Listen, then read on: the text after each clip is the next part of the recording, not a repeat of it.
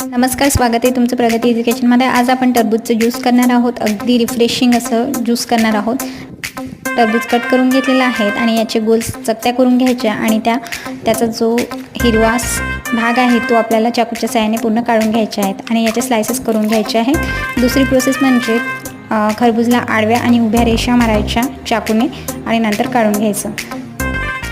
ज्युसरच्या भांड्यामध्ये आपण 3 बर्फाचे तुकडे, 3 चम्मच साखर टाकलेली आणि टरबूजसुद्धा टाकून घेतलेलं, 4 ते 5 पुदिन्याची पानं टाकलेली आहेत आणि हे काढून घ्यायचे आहेत पेस्ट याची। नंतर हे गाळून घ्यायचं आहे आणि याचा जो चोथा आहे तो पूर्ण गाळून घ्यायचा आहे आणि बघू शकता हा तुम्ही स्किनलासुद्धा लावू शकता।